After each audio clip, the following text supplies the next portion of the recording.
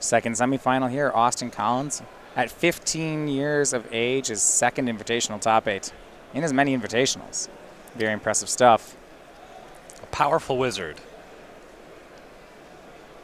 Zach Elsik, a Grand Prix champion in his own right. First invitational top 8. We'll start with Austin. Land, Ornithopter, Mox Opal, Watch Out. 2 Signal Pests, not the follow-up I was hoping for. Okay, Steel Overseer is the really scary one on turn 1, but 2 Signal Pests, nothing to sneeze at. This is 4 damage on the second turn of the game. And there's still the possibility that a Cranial Plating shows up, gets hooked up, and comes in for even more. Right, Zach, however, turn 1, a Engineered Explosives on 1. And these was I was talking about on the way up, how the Ironworks combo deck can get some tempo in. This is the type of play I was talking about. Ancient Stirrings from Austin Collins. Ravager would be a nice answer to this Explosives. We'll see if he can produce something like that. Yeah. Steel Overseer getting a bit worse. Cranial Plating also. And because the Stirrings was the start to this turn, you won't see Platings plus Equip. So the Explosives will do some damage, but Collins finds a Ravager, and that's about what you want here. Right. See if he can cast it. Does he have one more land? That would be the test. He does, and that's a big save for Austin. At least Zach will still likely crack the Engineer Explosives, but Austin will get some value off the Signal Pests before they leave. Yep. Zach to 16. You may be curious about this Ancient Stirrings in Affinity. Austin playing 3 Ancient Stirrings, 2 Galvanic Blasts, no Thought Casts as his spell slots. No Master of Ethereums either, as they've made way for Karn. My understanding is that these are Ben Reagan innovations. Okay. The 2 have worked together on this, and Affinity Master on the tour as well as Reagan. Yeah, and Zach, under a lot of pressure being on the draw and with such a fast start from Austin, he's just leaving up that turn 2 Explosives. And the second land was also a Darksteel Citadel, which plays really well with this Arcbond Ravager. Sure. Before combat, Zach will sacrifice the Engineered Explosives. Both the Signal Pests go onto the Ravager, but it still attacks in for 3. And now we see another Arcbound Ravager from Austin Collins. This is a minor thing. It's not super likely that Ornithopter has much impact on the game going forward. You might have sacrificed it? Yeah, there's an argument for sacrificing that, getting another point of damage in here. Though it's still very likely that Austin has lethal over the course of 2 turns. Yeah, I mean, if you want to get really aggressive, you could have sacrificed an Ornithopter and a land. Yeah, given that you're missing a mana source, sometimes you want to cast 3s. So in this matchup, the only one that really matters would be Cranial Plating plus Equip on the same turn. Your Etched Champions don't really play here. Yeah, there is an argument for sacrificing a mana source, though. Yeah, and at that point, I think you count out just whether it affects your clock. Yep. Zach with Ancient Stirrings, because he had to go turn 1 Explosives, turn 2 sacrifice it, he has not accelerated his mana, and he also hasn't placed any artifacts on the board. No Darksteel Citadel, no Stars, Spheres, Terrarians. His speed's not up to snuff here. Yeah. A bit of a way from setting up a combo from here.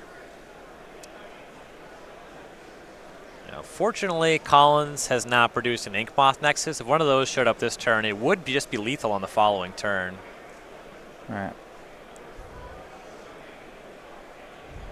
Yeah, there's already 4 Ravager counters plus a modular counter. Yeah. Pyrite Spellbomb is in Zach's hand. Sometimes good in the matchup. I don't think it's going to play here because of those Ravagers. Yeah. Does not line up well with that one. It can tag an Overseer if you get it on time, but doesn't do much here. Third land from Zach is Aether Hub, and he'll just use it to cast Ichor Wellspring. But still no artifacts. All 3 lands, no Citadels. And pass, no zeros.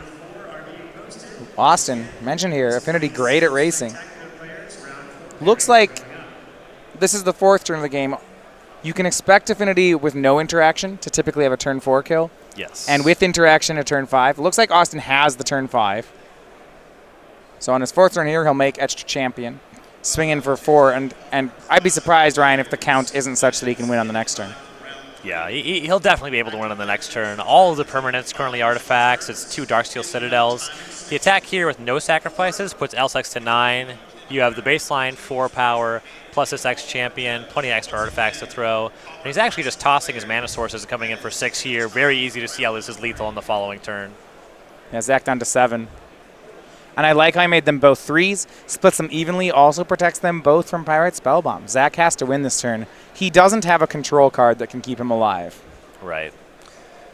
Now, don't know if he has an Ironworks available. There is a Darksteel Citadel as the pickup for the turn, so if he does have it, he has 2 artifacts as a starting point. It's not a lot to go off of, but Citadel's the best possible land. Yeah, if he had... Here's Opal. I mean, that's the best. That's huge. Opal, Citadel, Scrap Trawler, Ironworks. If he has them all, I think we can do it.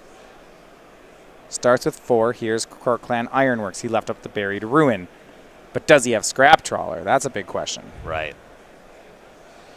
The setup already gives him the redraw by sacrificing the Wellspring, though you're going down resources every time. Your Trawler gets a little bit worse. Yeah, when you sacrifice the Wellspring, then even if you find the Trawler, there's only zeros in play as far as artifacts are concerned, unless we start talking about sacrificing Croc Clan Ironworks. I can't really do that. Yeah, it doesn't really get you anywhere.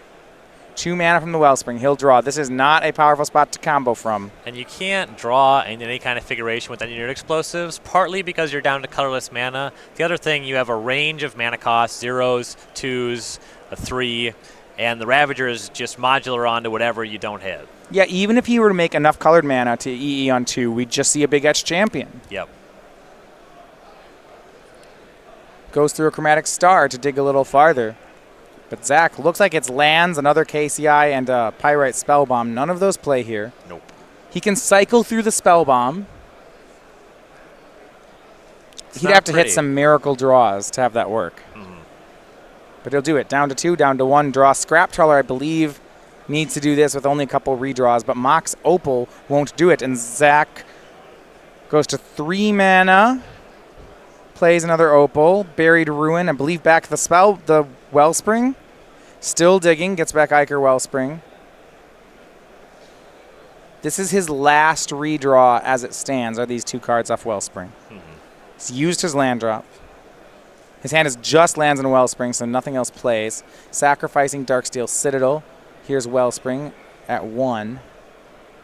Draws Mind Stone. That's a very expensive redraw. Sacrifices Wellspring up to 3. Now, this...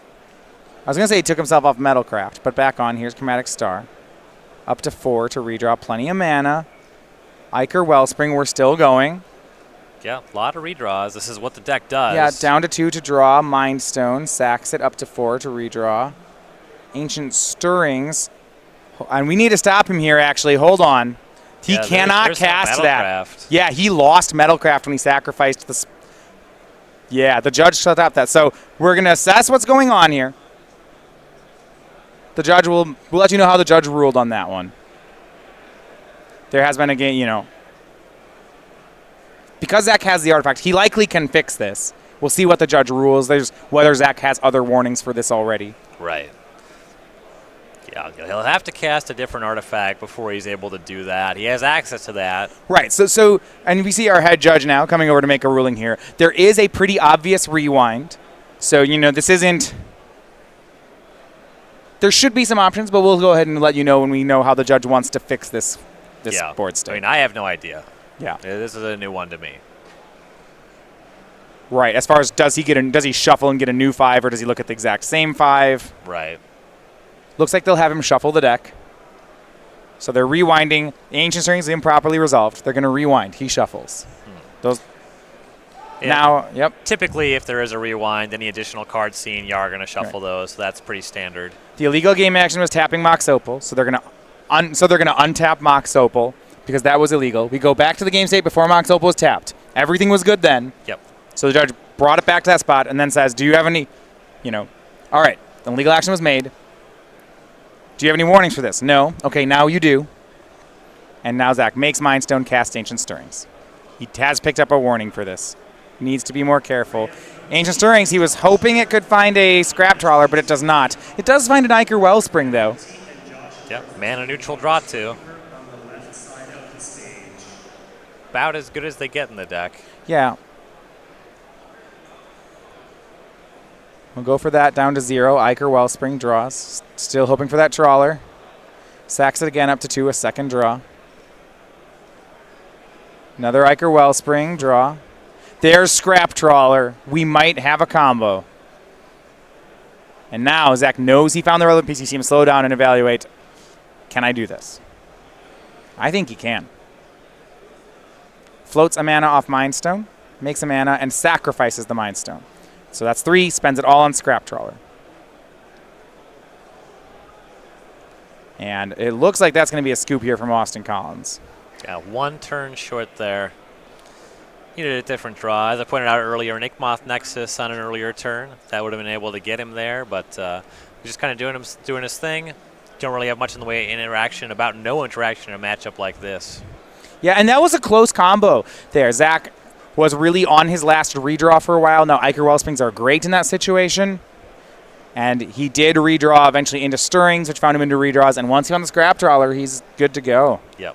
A tough loss for Austin Collins. He's on the play. And I think, Ryan, game 1, that draw was one of the better chances he has. Yes. Well, I'll get a chance to do it again. Game 1, game 2, Austin will be on the play again, and we'll be back with that after a quick break.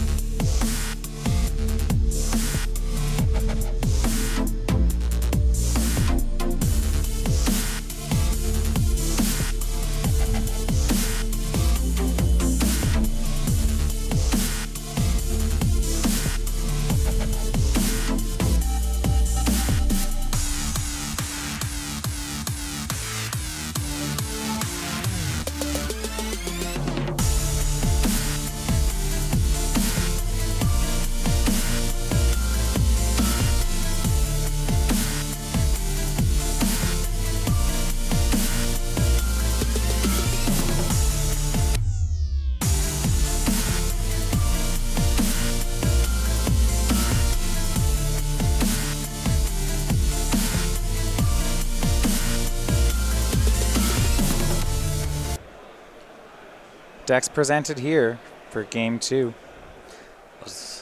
Going through what we saw there, thinking about the math with sacrificing the Ornithopter and potential additional sacrifices on Austin's last attack step, I believe he had access to 6 more points of damage, not 7. Okay. So it looked like if he maximized, he'd still have been 1 short. Austin keeping a 6-card hand. Scry's the bottom, turn 1 Vault Scourge. A little less exciting than last game. And Zach, speaking of less exciting, Darksteel Citadel go. No fireworks just yet. Usually the deck has a turn 1 play. A little surprised to not see one. There's plenty of hands that are heavy on 2s, and you can slow roll a Mox Opal. Yeah. Springleaf Drum, swing for 1 from Collins. Looking for that payoff card. Does he have one? He does not. Doesn't have anything that costs 1. Passes with a mana left over. Inventor's Fair from Zach Elsik. Mind Stone. Mox Opal. You know, Ryan, if you hadn't gotten rid of the bingo cards, I think I'd be getting a bingo right now. Yeah, probably. I'm just going to say that's the lowest of tactics. Inventor's Fair is going to gain a life here. That was a 5 in a row. I believe you. I guess we'll never know, huh?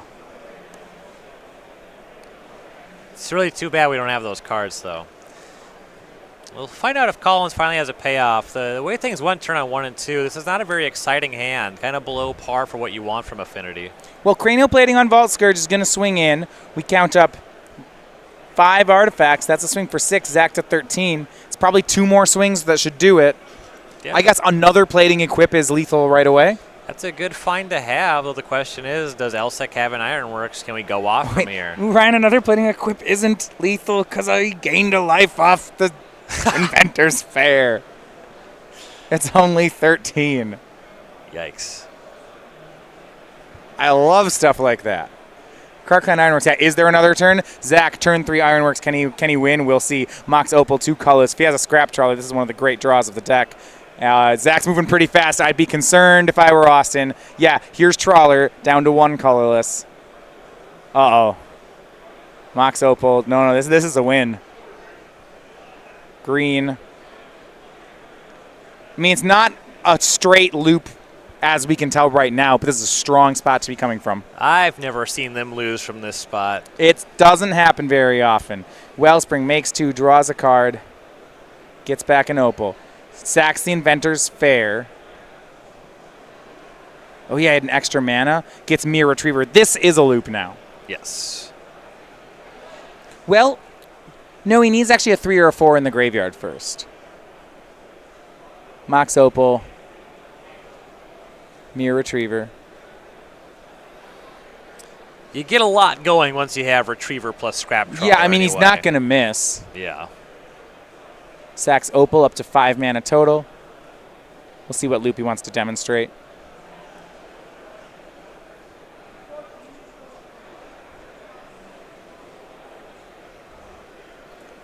Iker Wellspring draws him back another card. Buried Ruin, that doesn't do anything. Once he gets a card that he can sacrifice that Scrap Trolls into Mirror Retriever, he will have a loop.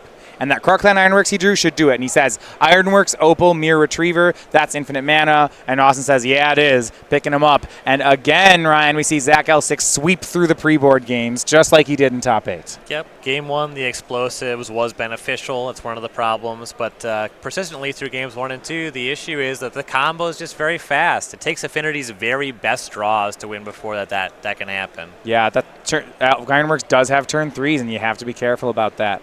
So with that said, Austin Collins in a 0-2 hole will go over to a sideboard. He's got to find ways to be quicker or to interact. Let's look at the options. Yeah, so for Collins, we have 2 Damping Spheres, 2 Rest in Peace, 2 Dispatch, 2 Thoughtseize, 2 Gear per Ether Grid, an Ancient Grudge, a Wear Tear, a Spell Pierce, a Galvanic Blast, and an Etched Champion. There's actually quite a few things to like here. You don't really mind a Rest in Peace. No, that's great. Turns off your Ravagers, but that's really inconsequential as compared to what it does to Elsek's deck, which largely plays out of the graveyard. Spell Pierce, I think, is a fair amount better than Thoughtseize in this matchup, just because Elsek's deck, you have so many redraws, 2 Ironworks kind of makes the Thoughtseize not matter, whereas on these combo turns, if Austin just has Spell Pierce up, you Spell Pierce the Ironworks, you usually have lethal on the following turn. Right, it can buy you a turn. Of course, once Elsik's comboing out, the Spell Pierce does nothing, but that's bad enough if we've gotten there anyway. Right, yeah, that's not really how the game progresses. Yeah, you Spell Pierce on the Ironworks or you don't. I'd even be okay with Galvanic Blast coming in. So we have cards like Karn, Sign of Urza, which, looking at those 2 games, I don't even think they're lasting until turn 4. Yeah, not a huge fan of Karn. Don't really mind things like Wear Tear, especially because you know Elsik is on the Ether Grid plan in his post-sideboard configuration, so I expect that one will be coming in. Yeah, what I'm interested in is on the Zach side, he has a bunch of different ways he can approach this matchup. He's a combo deck, and those first games, they were pretty fast combos, and I like him mostly sticking to the main deck. So he could choose to go with it that way. But there's another plan available here, Ryan. So let's assume he's going to board in these 2 Gear per Aether Grids. Of course he's going to do that. Do you want 2 Aether Grids, nothing else, or do you want to turn into combo control where you're boarding in 2 Aether Grids, 4 Claims, 3 Galvanic Blasts, and killing everything on sight? Definitely the 4 Claims. I'm colder on the Galvanic Blasts, but they play pretty well. They line up against most of what Collins is up to, so usually you'll be able to convert them. I'm not sure Ironwork can board. When you board in 9 cards in this deck, I don't know if you can actually do that, if the deck functions anymore. Yeah, and Nature's Claim is definitely better in the matchup than Blast is, so I'd reach for those first, and you're right, there's a very high threshold. And I like the grids, though. I don't think this is a Wormcoil Engine matchup, as we saw him previously board in. Well, once again, it's just how many, this is an engine combo, and an engine combo deck's what? The max you can board in a matchup, unless you have a transformative sideboard. It's like 5, maybe 6. He might not even bring in all 4 Claims, to be completely honest. Yeah. And when it comes to Affinity, lots of decks are trying to 1-for-1 you, and if they don't win the game, inevitably you'll get something that will just, win the game somehow, be it your lands plus cranial plating, Arcbound Ravager, any kind of payoffs, or just a massive signal pest that got left behind because you're only 1-for-1 and you can't actually kill everything. And the Ironworks combo definitely needs to maintain its ability to win with the combo. Otherwise, you don't buy enough time with just 1-for-1s. Okay. I do like the Aether Grids. Of course, Great Infinity's X1s. They also allow him to win without answering Rest in Peace. He says, I'll Aether Grid you instead. Yeah. Yeah, the Nature Claims fight that Rest in Peace fight too, which is something to definitely like about them. Austin, for the third game here, will be on the play. The first 2 games, he had to straight race the Ironworks deck. He has more options now post-border where he could have a disruptive hand, but he's going to go to 6. Doesn't look like he had either. Affinity is a deck that mulligans pretty frequently, though it feels really horrible when you have to mulligan in your bad matchups. We did look, however, though, at Austin's draw last game. He, with a cranial plating off the top, still had a turn 4 kill on the play, even on a mulligan. Yep. Problem is Zach turn 3'd him. Couple small things could have made him win the turn before. Elsik comboed in game 1 as well. He had a couple Ravagers, some cheaper artifacts instead of the Edge Champion to get more damage on the previous turn, carrying into the final turn would have made that lethal. Game 1, Austin had a turn 4 win, which was pushed back to turn 5 from Elsik. So he had presented a turn 5 win, but Zach Elsik countered with a turn 4. Engineered Explosives doing some help there. That kind of way of looking at it, like the Goldfish turn in this matchup, is really going to be important. Yes. Turn 1 Signal Pest from Austin Collins.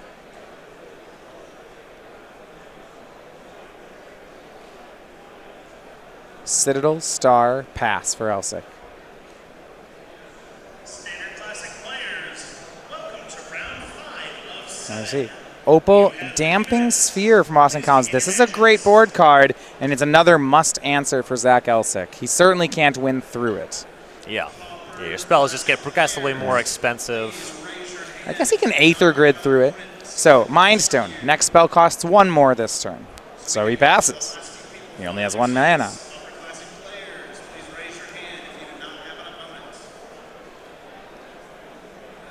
That die there, Zach reminding himself to gain life off Inventor's Fair. Yep. Austin Collins, activate a Nexus. Attack for 2 and 2 poison. It looks like he did miss the attack with Signal Pest. Yep. Said oh, I wish I Battle Cry, and Zach said, no. You swung, and Austin knows it. So 2 poison onto Zach, a bit of a miss. We'll see if that catches up to him. 2 versus 3, as long as you're able to continue. When you get the Signal Pest attack on following turns, it's going to take you 4 turns to get there if it's just 3s. Yeah, 8 versus 7 doesn't actually matter. Right. As far as how much poison Zach has remaining. Yeah. In the meantime, Zach's going to need to be able to deal with the Stamping Sphere. He has a number of options to do it. Engineered Explosives, those sideboard Nature's Claims. Right, so you see Krark Clan Ironworks from Elsik. I think the options you're looking at are Nature's Claim, Engineered Explosives, or Gear per Aether Grid. Yeah, Grid still lines up very well here. Nothing has happened that has changed that. But you see how much work's being done. Krark Clan Ironworks is in play for Zach, and I believe he has a Scrap Trawler in hand. Were there not a Damping Sphere here, this game would be over. Yep. Ink Moth. You're not going to forget it this time. Pump it to 3, to 2, Battle Cry it to 3. Zach goes to 5 poison. Pass back. Austin's draw is not doing too much. 1 disruption card and an honest clock and some crossed fingers. Elsik does need the disruption. There's a few draws that make Collins swing lethal on the following turn. Right. Ravager plating, that stuff does it. Now, Inventor's Fair, Ryan, can be online this turn. Is there an artifact that Zach can find that solves this problem? Not on this turn immediately. You can go drum up your Engineered Explosives. Yeah, that doesn't hit for the Sphere. But he doesn't have 2 colored mana sources. He can't set an Explosives to 2 just yet. Yeah, you kind of have to hope for that one. As far as answering the Sphere, you really can't do it with much else. You can go for the Inkmoth Nexus if you tutor up the Spell Bomb. And maybe he has to, because I'm looking at the Explosives play. He'd be tutoring up Explosives this turn, cracking it next turn, and then winning on the turn where he's at 11 poison. Which, all right. There's a basic forest hanging out in the hand. Okay. Gonna crack Chromatic Star. Does he have Explosives already? I don't know if he's cracking for green. I don't think so. Now he does. Now that I wish we hadn't made green mana. But there's I mean, right, result being hindsight's 2020. He has Aether Hub, actually. Okay, so we're fine. Explosives on 2. Nice recovery. Passes. Hopes Austin doesn't draw something that kills him. And leaving up the explosives on 2, that Yeah. stops plating from being lethal in the following turn. Yeah, and I like how he's floating a colorless mana off this Mind Stone because Mind Stone's about to die as well. Yes. Remember, you can undo that action there. Oh, sacrifices Mind Stone for 2. Hold on, sacrifice Mind Stone for 2 colors, and then Oh, yeah, cracks Engineering Explosives right now. Cracks. Do we have a Can he combo just this win? turn? Okay, let's go to work. Maybe he can. Up to 3 colorless. Let's make Scrap Trawler. Spend that mana.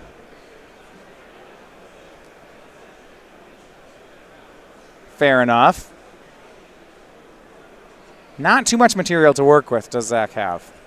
He does have Ichor Wellspring hanging out in the hand. And so a big decision here. He'll have to tap that Inventor's Fair, and I just think he's not willing to do it, so he's actually going to sacrifice the Scrap Trawler for 2 colors, getting back Mind Stone. He has another Trawler in hand if you want to see the explanation of this line. Mind Stone down to 0. Attention Magic players, in 5 minutes at 2 o'clock, we will have another panel beginning. This Taps to make a mana. So Mind Stone's going to just add 1 here. Sacrifice Mind Stone, go up to 3.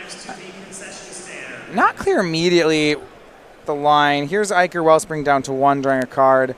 Ancient Stirring's the pickup.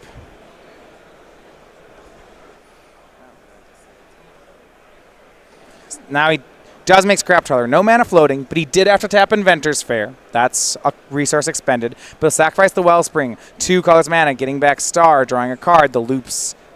The engine's going. He doesn't have a loop just yet. Draws a Engineer Explosives. That's just some colorless mana. Star down to 1. And here is Galvanic Blast from Austin Collins on the Scrap Trawler. It's a pretty big play. We'll see if Elsik sacrifices in response. And he does. 2 colorless mana, gets back Ichor Wellspring. Now the Star's in play.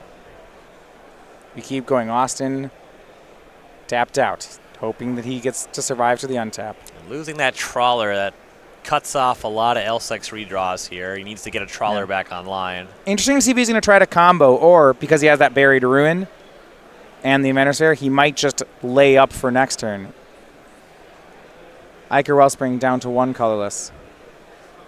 Chromatic Star. See if he makes green with it or 2 colorless. He has that Stirring, so I think this is kind of the decision of, are you laying up or are you trying to win? And I think this is, to me, I read this as laying up. Saying, all right, you got me. You held me off the combo this turn, but I'm going to get you next turn. 2 colors extra from the Wellspring. We'll see. Draws into another Stirrings. And now the only artifact available is the Ironworks with 3 mana floating. Yeah, well, he can Stirrings for a new one. Yeah, and he does have the explosives, so that is 2 more mana if he wants it that way. Okay, explosives on 1 and crack it. This is what Zach decides to do with the mana, so passes back. Not too much material on the board, but neither does Austin have. 2 poison and 2 cards in hand is all he has going on. If Zach bought himself 3 turns there with that play, then that's great. Yes. That Opal in play for Austin, no longer functioning.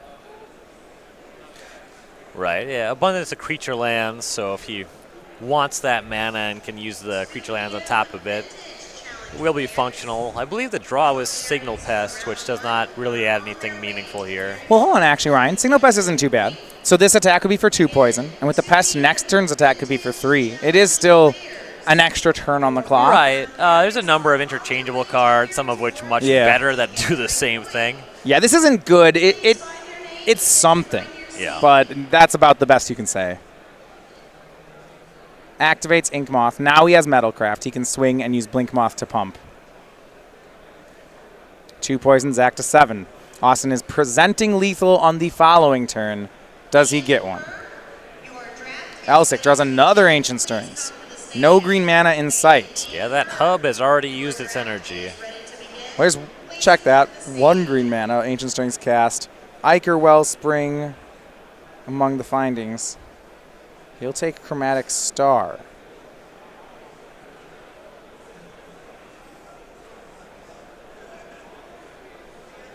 Lining up like he's going to go for a combo. We'll see how it works for Zach. Chromatic Star. Sacrifices it for 2 colorless to draw a card. Mox Opal to pick up. Looking to get a trawler back online. Yeah. Mox Opal makes 2 mana right now, not 3. Still might be fine. I imagine there's at least one other artifact available, or do we just have stirrings and I think we lands? have all stirrings. That's pretty disgusting. Well, he can still cast the Trawler, but takes all his mana. He buried Rune it back. Opal, sack, tap fair, makes Trawler. It's not pretty.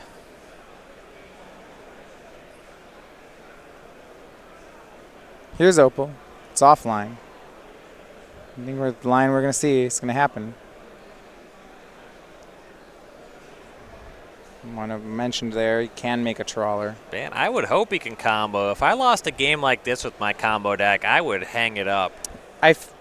I'm worried here, Ryan, that last turn Zach was too aggressive with sacking all his things. I would have, when he decided to Ancient Stirrings to make that green mana, and I said he's either going to go for it or lay it up, and he made a green mana. I said he's going to lay it up here. At that point, I don't want to sack the Wellspring anymore.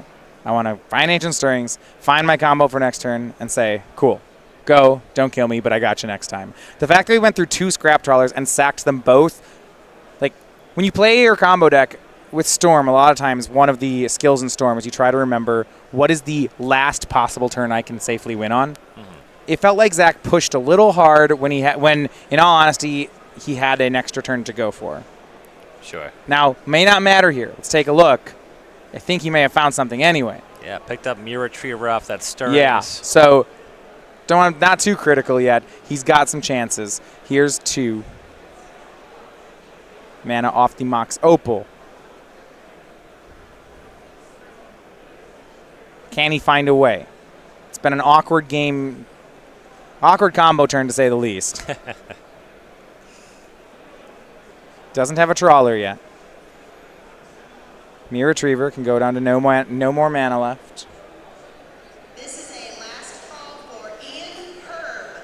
Ian Herb for your booster draft round. Last call for Ian Herb. Star can make 2 colorless. He'll draw. No way to filter it into colored mana yet. Yeah, producing something like an Explosives or a Mox Opal would be huge. Retriever, 4 colorless. Gets back Trawler.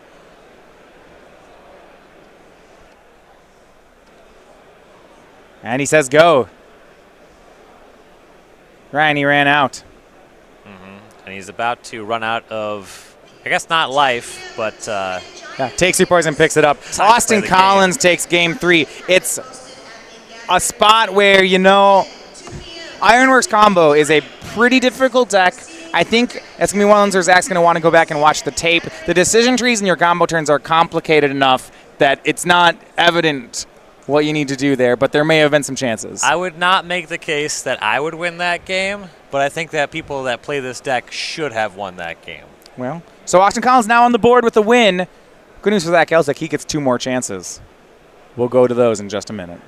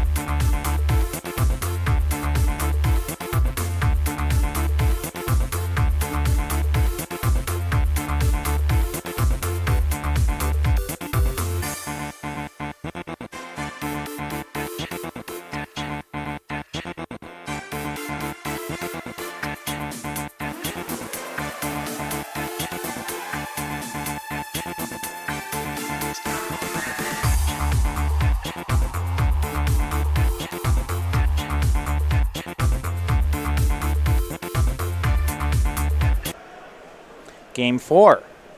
Austin Collins on the board.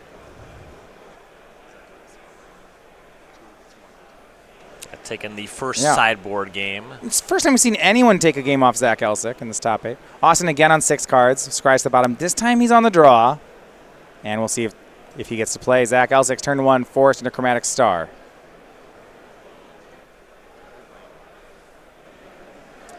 Memnite and Vault Scourge for Austin. Off of a Blink Moth Nexus. It's been tough for Austin to get these ones on the play. On the draw, he's really got to have some disruption. The idea that he'll race it is not likely. Zach runs through a star, and now we see gear per Aether Grid for Zach.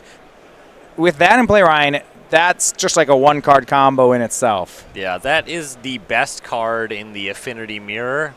Yeah, and look at the board Austin just made. Right, just 2 1/1 creatures. Pretty easy to pick apart with the grid. Oh, a land that's an artifact. That seems great with his Aether Grid. It's a combination. He'll go ahead and take that. That's good deck building. Make some more baubles. So you have a Spell Bomb, a Star. You need a lot of stuff in play. Here's a Sphere. So when we make this Aether Grid, it's real good. My favorite thing about the Aether Grid is it means he might win without having to watch another combo turn. Oh, wow. You're just the worst.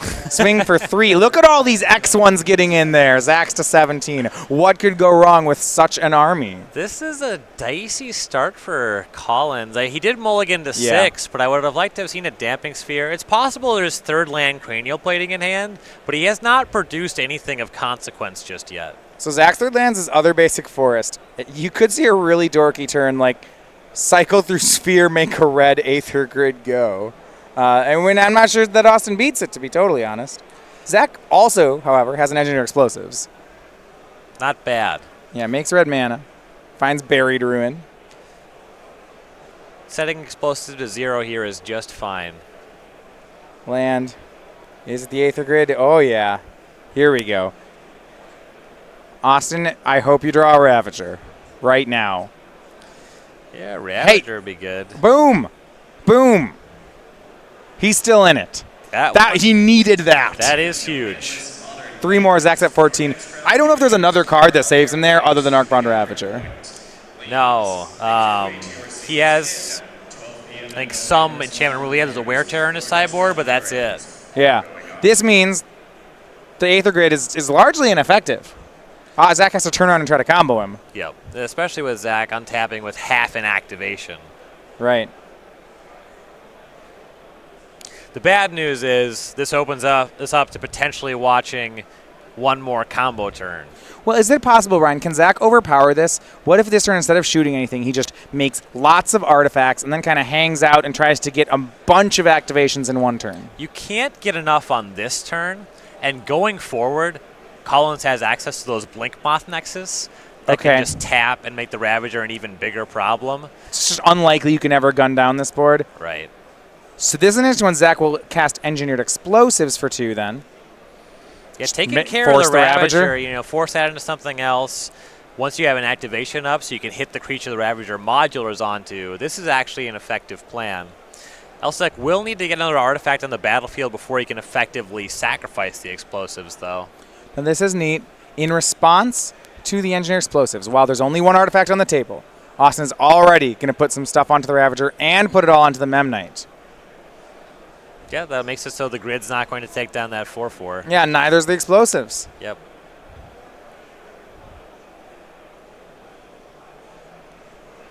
Mirror Retriever for Zach. That's going to cold our 4/4. Memnite's going to need some help. Typically it does. Zach at 14.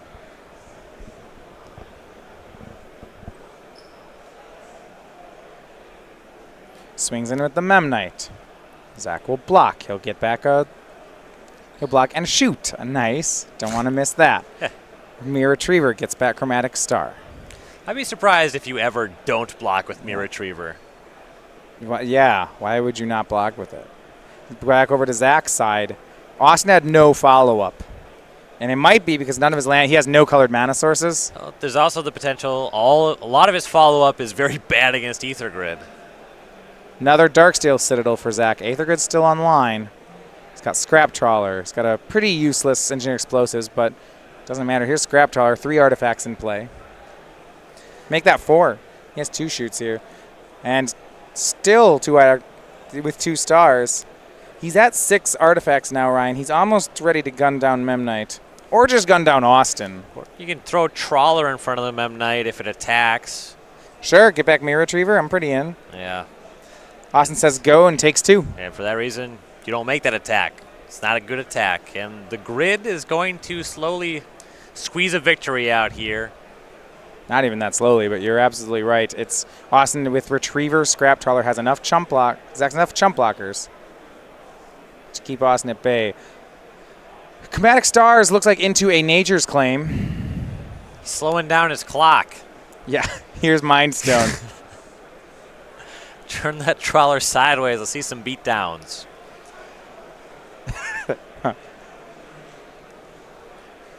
6 artifacts, 3 activations. Zach passes.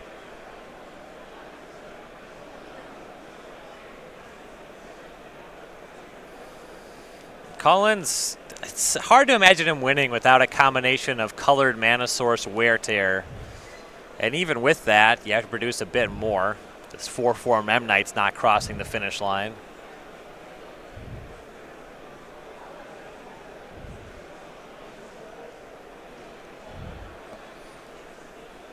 It's the sorriest looking Mirror Enforcer I've ever seen. Yeah. I like the Mirror Enforcer analogy because it also costs 0. Yeah. Pretty much the same card. You can't EE to Engineer Explosives down a Mirror Enforcer, though. No. Austin, kind of a shrug. Yeah, I guess I'll attack. Now you'll lose your Memnite if you attack. I like Elsik pushing the Trawler forward. He's ready to block. Here's Cranioplating. It's still going to block. Says go. 3 shoots on the end step. 3 pings. Or cracking Mind Stone, getting back Chromatic Star, drawing a card. Sure. I don't like the way he's trying to combo. Yeah. I mean, it might be correct, but I don't like it. You should just play value Magic. Yeah. 2 more damage. Austin to 16. Let's play a wholesome, interactive, grindy game. This is not... I always like that. I like when my combo decks are just really derping.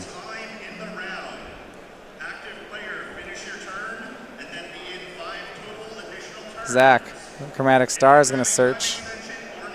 Draws him into another Chromatic Star. Very nice. Going to make that. Another star.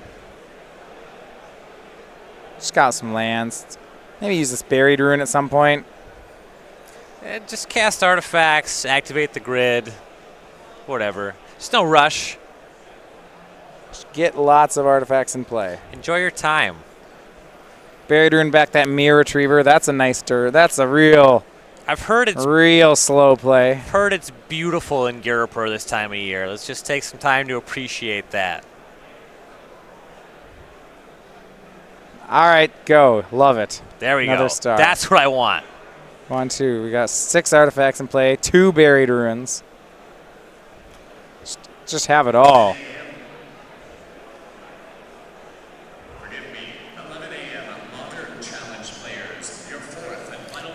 I want to say I caught a Ravager hanging out in Colin's hand. Yeah, and there's not... He'll cast it.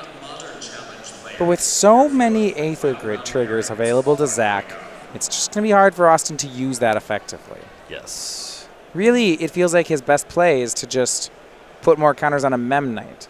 But because Zach can loop Scrap Trawler and Mirror Retriever to always have a blocker, I don't see that doing anything. Right. The goal is inevitably to find a window where you can get additional power, and you're going to need additional toughness or a way to break through the Aether Grid. That'd be Wear Tear on a flying creature.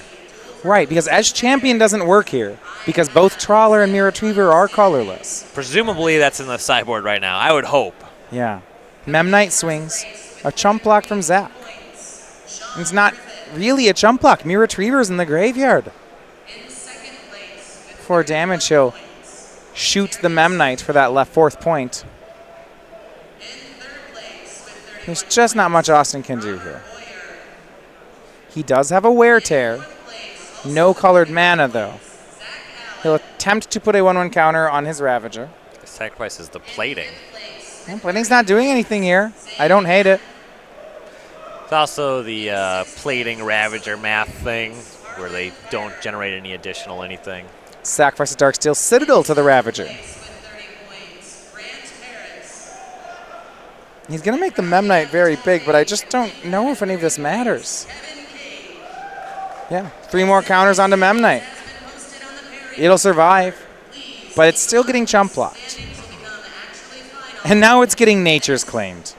Austin, yeah, flicks the die off. It wasn't a great line to begin with, and now it's just not doing anything. Yeah, I believe that the motivation was Collins wanted Elsik to make a mistake.